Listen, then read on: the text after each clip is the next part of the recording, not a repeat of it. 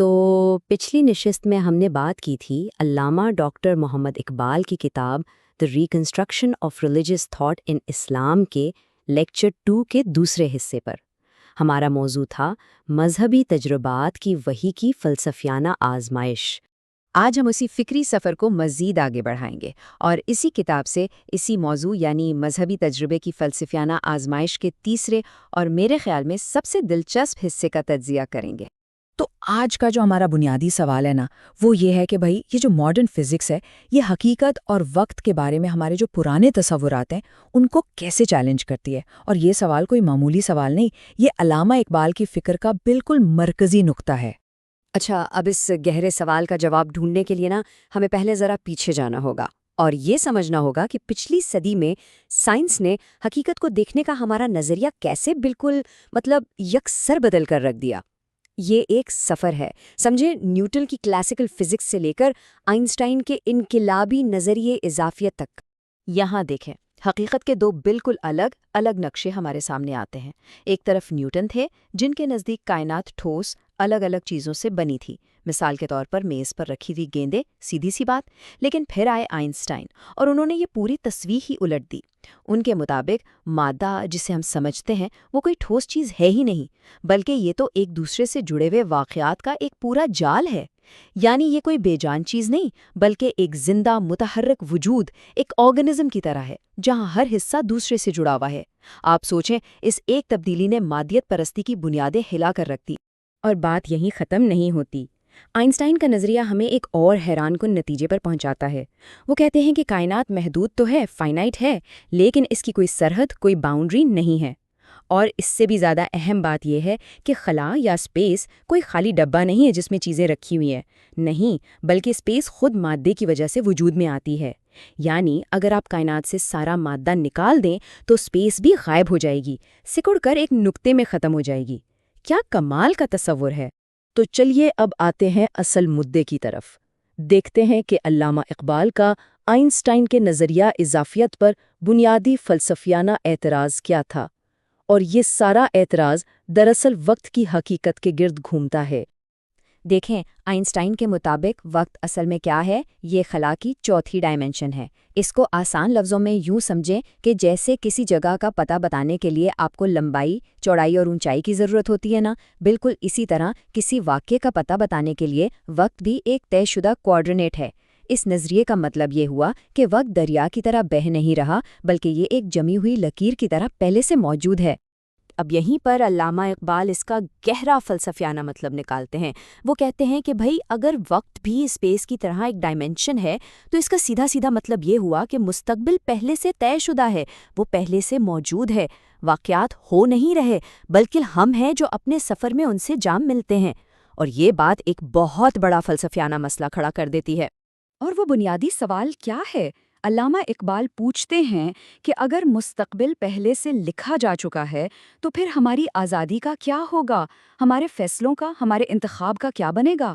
اور کائنات میں یہ جو ہر لمحہ نئی تخلیق ہو رہی ہے، اس کا کیا مطلب رہ جاتا ہے؟ سب کچھ بے معنی ہو جائے گا۔ اچھا، اس پوائنٹ کو مزید واضح کرنے کے لیے اقبال ایک روسی مفکر اوسپینسکی کی دلیل کا حوالہ دیتے ہیں۔ اوسپینسکی کہتا ہے کہ ہاں، وقت ایک چوتھی ڈائمنشن ہے۔ کیوں؟ کیونکہ اس میں ایک ترتیب ہے، ایک تسلسل ہے۔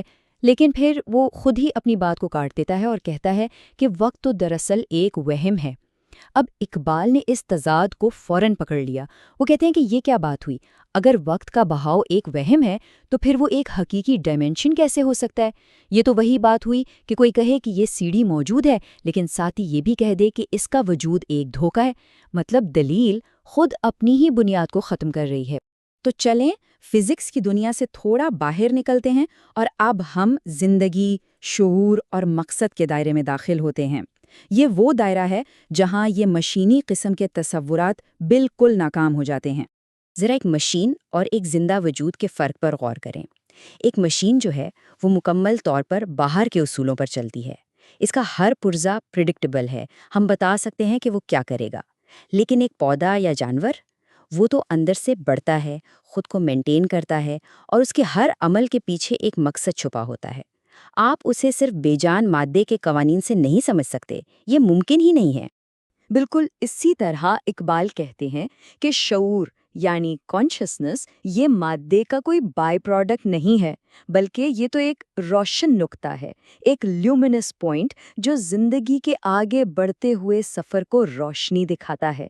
یہ ایک ایکٹیو، ایک روحانی اصول ہے جو زندگی کو فوکس کرنے اور آگے بڑھنے میں مدد دیتا ہے۔